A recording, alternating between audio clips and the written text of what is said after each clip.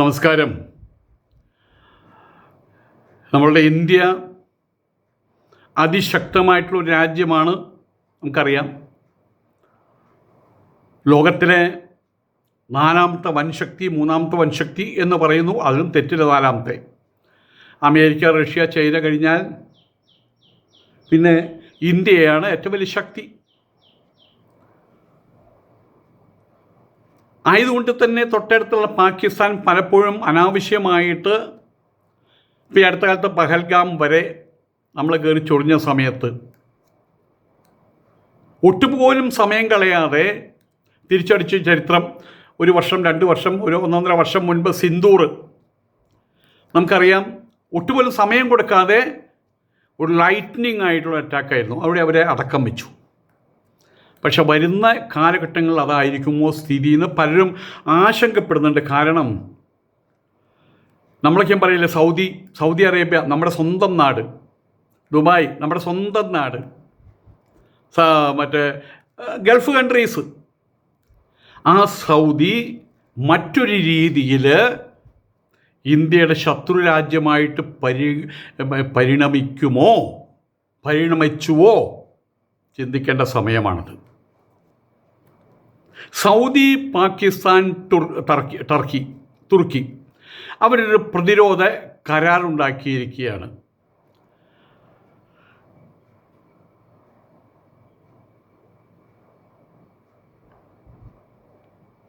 ഈ 3 രാജ്യങ്ങൾ കൂടി ഒരു പ്രതിരോധ കരാറുണ്ടാക്കിയിരിക്കുകയാണ്.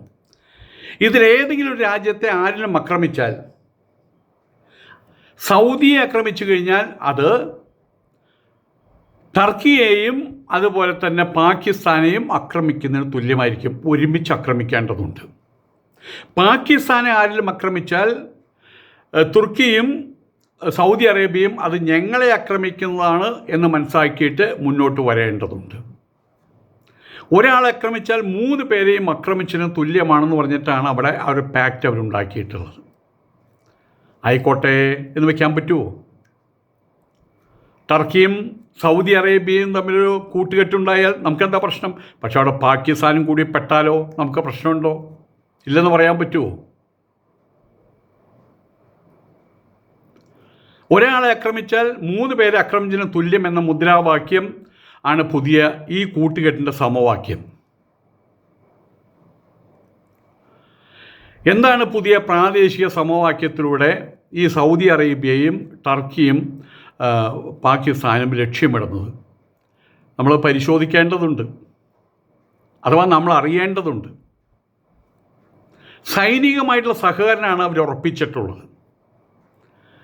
അഥവാ സഹകരണം, സൈന്യമായിട്ട് സഹകരണം എന്ന് പറയുമ്പോൾ പാകിസ്ഥാനെ സംബന്ധിച്ചിടത്തോളം അവരിൽ ചില്ലിക്കാശില്ല. ഉടുമുണ്ടിന് മറുമുണ്ടില്ലാത്ത ഒരവസ്ഥയാണ്, അഷ്ടിക്ക് വക തയ്ക്കാൻ പറ്റാത്തൊരവസ്ഥയാണ് അവിടെയുള്ളത്.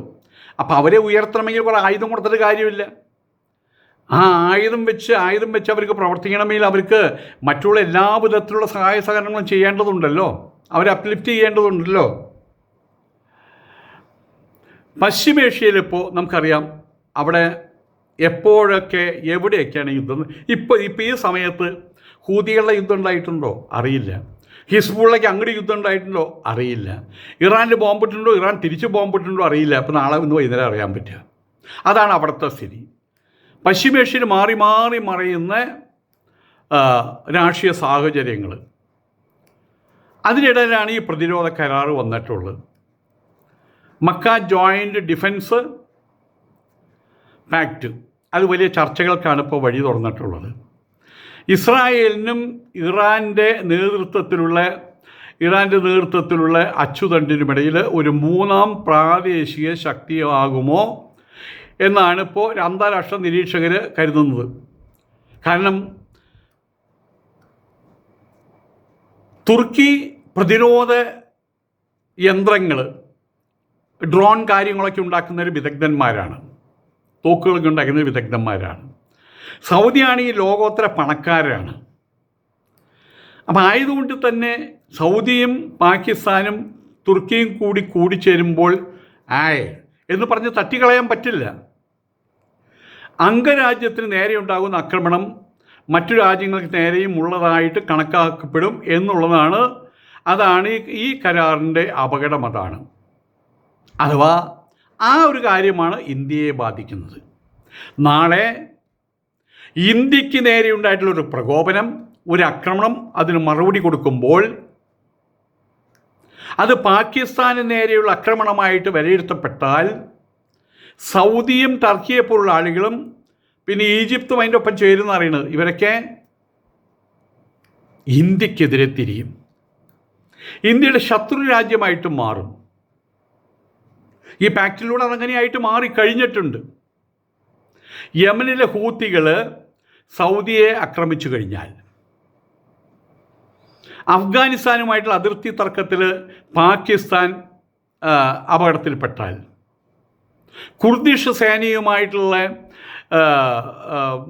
സംഘർഷത്തിൽ തുർക്കി ഇടപെട്ടാൽ, മറ്റ് സഖ്യകക്ഷികൾ സൈനികമായിട്ട് ഇടപെടാൻ ബാധ്യസ്ഥരായിട്ട് മാറുകയാണ് ഈ കരാർ മുഖാന്തരം. പക്ഷേ attack on one, attack on all എന്ന ചോദ്യം തന്നെയാകും വരും നാളുകളിൽ മാറിയ ഭൗമരാഷ്ട്രീയ സാഹചര്യത്തിൽ ഇവർ ഒന്നിക്കുമ്പോൾ ഉണ്ടാകുന്ന തന്ത്രപരമായിട്ടുള്ള ഏറ്റവും വലിയ ചോദ്യം. അതാണ്, ആ ചോദ്യമാണ് വരുന്ന ആളുകളുണ്ടാവുക. മാറിയ രാഷ്ട്രീയ സാഹചര്യത്തിൽ ഇവർ ഒന്നിക്കുമ്പോൾ ഉണ്ടാകുന്ന തന്ത്രപരമായിട്ടുള്ള കരുത്ത് അത് നിസ്സാരമായിട്ട് തള്ളിക്കളയാൻ പറ്റില്ല. മുസ്ലിം ഭൂരിപക്ഷ രാജ്യങ്ങളിലെ ഏക ആണവ ശക്തിയാണ് പാകിസ്ഥാൻ. അത് മനസ്സിലാക്കേണ്ടതുണ്ട്. അത് ഇറാന് പോലും ആ ശേഷിയില്ല. തുർക്കി നാറ്റോ അംഗമാണ്, ഓൾറെഡി നാറ്റോ അംഗമാണ്. ഇത് മറ്റൊരു നാറ്റോ പരിപാടിയാണ് ഇപ്പോൾ ഇവിടെ നടപ്പാക്കുന്നത്. ഒരു ഇസ്ലാമിക നാറ്റോ പരിപാടിയാണ് ഇവിടെ നടപ്പാക്കുന്നത്. ഡ്രോൺ സാങ്കേതിക വിദ്യ, ആധുനിക ആയുധ നിർമ്മാണ ശേഷി എന്നിവയിൽ അവർ മികവ് തെളിയിച്ചിട്ടുണ്ട്. ഓരോ യുദ്ധത്തിലും അവരുടെ യന്ത്രങ്ങൾ വാങ്ങിക്കാൻ ആൾക്കാർ തയ്യാറായിട്ടുണ്ട്. സൗദി അറേബ്യ ആണെങ്കിൽ പ്രതിരോധ പദ്ധതികൾക്ക് അടിത്തറ പാകാനുള്ള വൻ സാമ്പത്തിക ശേഷിയുള്ള രാജ്യവുമാണ്. ഇവരേൽ ടെക്നോളജി ഉണ്ട്, അവരേൽ പണമുണ്ട്. ടെക്നോളജി മാത്രം ഉണ്ടായിട്ട് കാര്യമില്ലല്ലോ, പണവും വേണ്ടേ. അപ്പോൾ ഇതെല്ലാം കൂടി ഒത്തുചേരുകയാണ്. ആ കൂട്ടത്തിലാണ് ആറ്റം ബോംബ് കൈവശം വെച്ചിട്ടുള്ള പാകിസ്ഥാനും ആ കൂട്ടത്തിൽ ചേരുന്നത്. പശ്ചിമേഷ്യയിൽ അമേരിക്കൻ ഭരണകൂടം നൽകിയിട്ടുള്ള സുരക്ഷാ ഉറപ്പുകളുടെ സംശയമാണ് ബദൽ അച്ചുതണ്ടിലേക്ക് എത്തിച്ചത്. പശ്ചിമേഷ്യയിൽ നമുക്കെല്ലാവർക്കും അറിയാം, GCC കൺട്രികളിൽ എല്ലായിടത്തും അവരൊരു നോട്ടമുണ്ട്. അത് GCC കൺട്രികളെ രക്ഷിക്കാൻ വേണ്ടിയിട്ടാണെന്ന് വെപ്പ്. അവിടെ എല്ലാത്തും ബേസ് കൊടുത്തിരിക്കുകയാണ്. അവരെ തീറ്റിപ്പോറ്റുകയാണ്, ആയിരക്കണക്കിന് പട്ടാളക്കാരെ തീറ്റിപ്പോറ്റുകയാണ് ഗൾഫ് കൺട്രികൾ ചെയ്യുന്നത്. ആരെ പേടിച്ചിട്ടാണ്? അതെന്തോ ആകട്ടെ, അത് ഫലവത്താകുന്നില്ല. ഇറാനെ അമേരിക്ക ആക്രമിക്കുമ്പോൾ ഇറാൻ ആക്രമിക്കുന്നത് പശ്ചിമേഷ്യയിലുള്ള GCC കൺട്രികളെയാണ്, സൗദി അറേബ്യ പോലുള്ള കൺട്രികളെയാണ്. ആയതുകൊണ്ട് തന്നെ അവർക്കിപ്പോൾ അവരുടെ സുരക്ഷാ കാര്യങ്ങൾക്ക് വേണ്ടിയിട്ടാണോ US ഈ സ്ഥലം കൊടുത്തിട്ടുള്ളത്, ബേസ് കൊടുത്തിട്ടുള്ളത്? അതിൽ അവർക്ക് വലിയ സംശയമുണ്ട്. ഇതൊക്കെയും പ്രാവർത്തികമാകുമെന്ന് സംശയമുണ്ട്. അമേരിക്കയുടെ മുൻഗണന പൂർണ്ണമായിട്ടും ഇസ്രായേലിലേക്ക് കേന്ദ്രീകരിച്ചത്. അമേരിക്കയെ സംബന്ധിച്ചിടത്തോളം ഇവർക്കിവിടെ ബേസ് ഉണ്ടെങ്കിൽ പോലും ഇവർ മിണ്ടാതിരുന്നാൽ അവരെ കാര്യം നോക്കിയിരുന്നാൽ ആരും ഇവിടെ അറ്റാക്ക് ചെയ്യാൻ പോകുന്നില്ല. പക്ഷേ ഇവർ അനാവശ്യമായിട്ട് സുന്നി ഷിയ സമ്പ്രദായ പ്രകാരം ഷിയാകളായിട്ടുള്ള ഇറാനെ സംശയത്തോടൊരു വെറുതെ നോക്കിക്കാണുകയാണ്. അങ്ങനെയുള്ള ഇറാൻ അറ്റാക്ക് ചെയ്താലും വന്നാൽ, അങ്ങനെ വരുമ്പോൾ തിരിച്ച് അറ്റാക്ക് ചെയ്യാൻ പറ്റാതെ വന്നാൽ, അങ്ങനെ വരുമ്പോൾ US വന്നാൽ, US നമ്മളൊപ്പം നിന്നാൽ, അങ്ങനെ കുറേ കണക്കുകൂട്ടലുണ്ടായിട്ടുണ്ട്. പക്ഷേ എല്ലാവരുടെയും യഥാർത്ഥത്തിൽ ശത്രുവായിട്ടുള്ള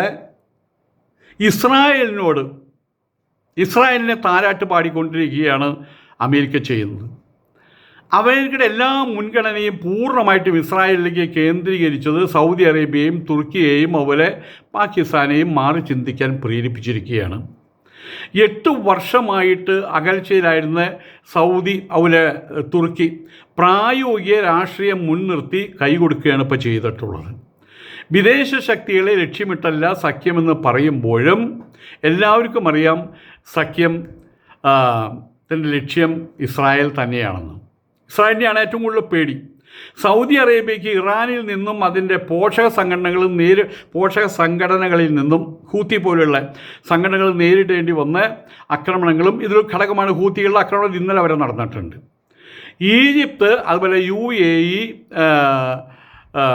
ഖത്തർ തുടങ്ങിയ സുന്നി ഭൂരിപക്ഷ രാജ്യങ്ങൾ കൂടി എത്തുമോ എന്നിനി കാത്തിരുന്ന് കാണണം. എത്തിയാലേ മതിയാവും. കാരണം ഇനി കാര്യങ്ങൾക്ക് ഇങ്ങനൊരു മാറ്റം വന്നാൽ GCC കൺട്രികളുടെ ഒരു കൂട്ടുകെട്ട്, ഒരു നാറ്റോ മോഡലിലുള്ളൊരു കൂട്ടുകെട്ട്, ഇപ്പോൾ അതിനകത്ത് 3 എണ്ണമാണ് ഉള്ളത്. പാകിസ്ഥാനും തുർക്കിയും സൗദിയാണ് ഉള്ളത്. ഈജിപ്ത് ഉടനടി വരുമെന്ന് പറയുന്നു. ആ കൂട്ടത്തിൽ UAE, അവിടുത്തെ രാഷ്ട്രങ്ങളെ, ഖത്തർ, അവരെല്ലാവരും കൂടി ചേരുമോ എന്ന് ചോദിച്ചു കഴിഞ്ഞാൽ 99% കൂടിച്ചേരാനുള്ള സാധ്യതയാണ് കാണുന്നത്. അതേ ഇനി അവർക്ക് മാർഗമുള്ളൂ. ഏതായാലും അതിന് കാത്തിരുന്ന് കാണാം. ഏതായാലും അങ്ങനെയൊരു സഖ്യത്തിൻ്റെ വികാസം എളുപ്പമല്ല. കാരണം മുൻകാല അഭിപ്രായ വ്യത്യാസങ്ങളും സാമ്പത്തിക വിദേശ നയ മുൻഗണനകളും തന്നെ പെട്ടെന്ന് ഒരു കൂട്ടുചേരൽ, അങ്ങനെ കൂട്ടുചേരുമ്പോൾ മറ്റു പലരുടെയും മുഖത്ത് നോക്കാൻ പറ്റാതെ വരും. ആയതുകൊണ്ട് എളുപ്പമല്ല കാര്യങ്ങൾ. പക്ഷേ മനസ്സുകൊണ്ട് ഈ കൂട്ടായ്മയെ എല്ലാ ഇസ്ലാമിക രാജ്യങ്ങളും അവിടുത്തെ വ്യക്തികളും അവിടെ പ്രജകളും പൗരന്മാരും അനുകൂലിക്കുന്നുണ്ട് എന്നുള്ളതാണ് സത്യം. ഏതായാലും ഒരു രാജ്യത്തിനെതിരായിട്ടുള്ള ആക്രമണം 3 രാജ്യങ്ങൾക്കും എതിരായിട്ടുള്ള ആക്രമണമായിട്ട് കണക്കാക്കുന്നതാണ് കരാറിലെ പ്രധാന വ്യവസ്ഥ. അതുകൊണ്ട് തന്നെ ഇന്ത്യ അടക്കമുള്ള അയൽ രാഷ്ട്രങ്ങൾ പുതിയ ടീമിനെ ഗൗരവത്തോടുകൂടി നിരീക്ഷിക്കുന്നുണ്ട്. ഇന്ത്യയെ സംബന്ധിച്ച് ശത്രു രാഷ്ട്രമായിട്ടുള്ള പാകിസ്ഥാനും സുഹൃത്ത് രാഷ്ട്രമായിട്ടുള്ള സൗദി അറേബ്യയും തമ്മിലുള്ള പ്രതിരോധ കരാറിലേക്ക് തുർക്കി കൂടി ചേരുന്നത് ഇന്ത്യക്ക് ഒരു വെല്ലുവിളി തന്നെയാണ്. ഓപ്പറേഷൻ സിന്ദൂറിൻ്റെ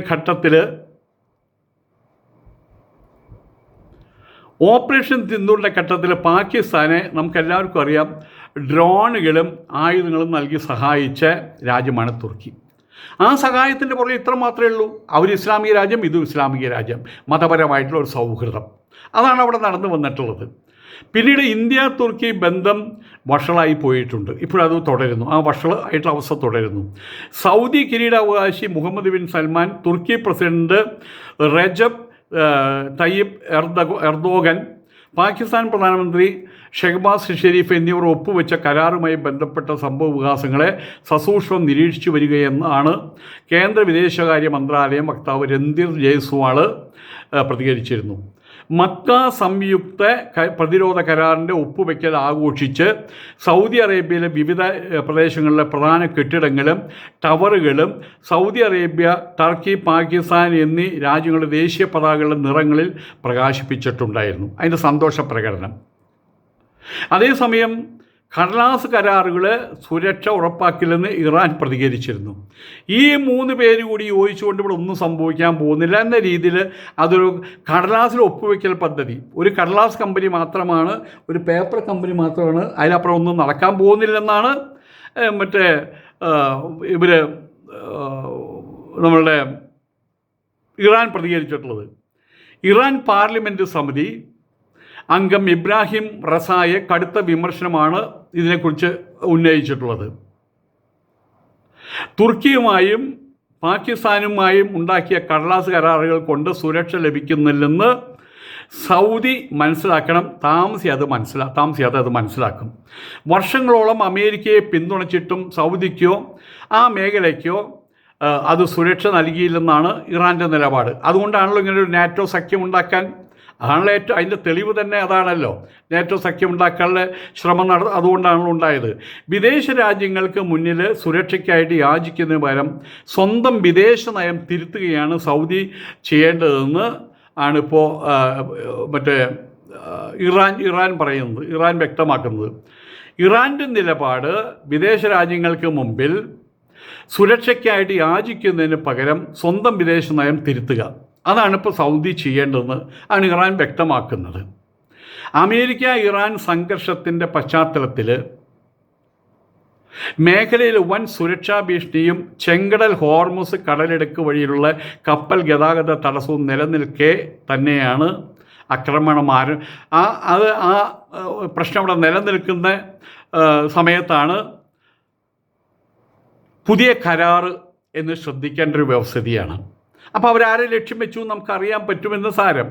അമേരിക്കയും ഇസ്രായേലും ഇറാനെതിരെ ആക്രമണം ആരംഭിച്ചതിന് പിന്നാലെ ഇറാനും അതിൻ്റെ പിന്തുണയിലുള്ള യമനിലെ ഹൂതി വിമതരും ഇറാഖിലെ ഷിയ സായുധ സംഘങ്ങളും സൗദിക്കെതിരെ നിരവധി ആക്രമണങ്ങൾ നടത്തിയിട്ടുണ്ടായിരുന്നു. ഈ സാഹചര്യത്തിലാണ് സൗദി തങ്ങളുടെ സുരക്ഷാ സഹകരണം കൂടുതൽ ശക്തമാക്കാൻ തീരുമാനിച്ചത്. അതിൻ്റെ മറ്റൊരു വെർഷനാണ് ഈ കൂട്ടായ്മ, ഇസ്ലാമിക കൂട്ടായ്മ. ഇപ്പോൾ 3 രാജ്യങ്ങളാണുള്ളത്. അതിൽ ABC 3 രാജ്യങ്ങൾ, പാകിസ്ഥാൻ, ടർക്കി, അതുപോലെ തന്നെ സൗദി അറേബ്യ. ഏതൊരു ആക്രമണം നേരിട്ടാൽ ബിയും സിയും അവർക്ക് നേരിട്ട് ആക്രമണമായിട്ട് കണക്കൂട്ടിയിട്ട് 3 പേരും കൂടിച്ചേരണം. സിയൊക്കെ ആണെങ്കിൽ സിക്കാണ് ഈ പ്രശ്നം ഉണ്ടായത്, ABയും കൂടിച്ചേരണം. ബിയിനാണ് ഈ പ്രശ്നം ഉണ്ടായത്, ACയും ബി എല്ലാവരും കൂടിച്ചേരണം. ഇതാണ് ഇപ്പോഴത്തെ അവസ്ഥ. അവരുടെ സുരക്ഷ അവർ സഭ്യമാക്കുന്നു. പക്ഷേ ഈ ഒരു സാഹചര്യത്തിൽ ആറ്റം ബോംബ് കൈവശം വെച്ചിട്ടുള്ള പാകിസ്ഥാനും ലോകത്തിലെ ഏറ്റവും വലിയ കോടീശ്വരന്മാരായിട്ടുള്ള സൗദി അറേബ്യക്കാരും ടെക്നോളജിയിൽ ഉയരങ്ങൾ താണ്ടിയ ടർക്കിയും തമ്മിൽ കൂട്ടുകെട്ട് വരുമ്പോൾ പാകിസ്ഥാൻ അതിനകത്ത് ഉൾപ്പെടുന്നു എന്നുള്ളത് കൊണ്ട് ഇന്ത്യക്ക് വേവലാതിപ്പെടാൻ ഒരുപാട് കാര്യങ്ങളുണ്ട്. ഇനി വരുന്നൊരു യുദ്ധത്തിൻ്റെ ഗതിവിഗതികൾ ഇതുവരെ നടന്ന യുദ്ധത്തിൻ്റെ ഗതിവിഗതികളെ പോലെ ആയിരിക്കില്ല. 1971 മറ്റേ യുദ്ധം ഉണ്ടായിട്ട് 10-12 ദിവസം നീണ്ടു എന്നുള്ളൂ. അപ്പോഴേക്കും സന്ധിയിൽ ഒപ്പിടേണ്ടി വന്നു. ജനറൽ നിയാസി ഇവിടെയുള്ള മറ്റേ CNCയുടെ മുമ്പിൽ, ഇവിടുത്തെ പ്രധാനപ്പെട്ട ആളുടെ അറോറയോ മറ്റോ ആണ്, അങ്ങേരുടെ മുമ്പിൽ കീഴടങ്ങി നിന്ന് ഒപ്പിടേണ്ടി വന്നു. പിന്നീടുണ്ടായ യുദ്ധങ്ങളിൽ മുഴുവൻ ദിവസങ്ങൾ, മണിക്കൂറുകൾ മാത്രം നീണ്ടു നിൽക്കുന്ന യുദ്ധങ്ങളായിട്ടാണ് മാറിയത്. അവസാനം സിന്ദൂറിലും ഇതുപോലെ തന്നെ അവസാനം അപേക്ഷിക്കേണ്ടി വന്നു. ട്രംപിനോട് അവരുടെ അപേക്ഷിക്കേണ്ടി വന്നു യുദ്ധം നിർത്തിവെക്കാൻ പറഞ്ഞിട്ട്. അതുപോലൊരു ഒരു സർജിക്കൽ അറ്റാക്കാണ് പാകിസ്ഥാനെതിരെ ഇന്ത്യ നടത്തിയതും വിജയിച്ചതും. പഹൽഗാം, അതിൻ്റെ ആൾക്കാരെ ഒന്നൊന്നായിട്ട് കൂട്ടിലടച്ചു, അതും അപ്രകാരം തന്നെ. പക്ഷേ ആ ഒരു അവസ്ഥയല്ല ഇനി സംജാതമാകാൻ പോകുന്നത് എന്ന് സംശയിക്കേണ്ടിയിരിക്കുന്നു. കാരണം ഇനി പാകിസ്ഥാനായിട്ട് യുദ്ധം വന്നു കഴിഞ്ഞാൽ അത് പാകിസ്ഥാൻ്റെ പ്രകോപനത്തിൻ്റെ പേരിലാണെങ്കിലും എന്താണെങ്കിലും പാകിസ്ഥാൻ്റെ പുറകിൽ ഇസ്ലാമിക രാജ്യങ്ങളായിട്ടുള്ള തുർക്കിയും സൗദിയും ഉണ്ടാകും. അത് സംശയമില്ലാത്ത കാര്യങ്ങളാണ്. ഇനി എത്ര പേര് അതിൻ്റെ കൂട്ടത്തിൽ ചേരും എന്നുള്ളതും നോക്കിക്കാണേണ്ട കാര്യമാണത്. നമസ്കാരം.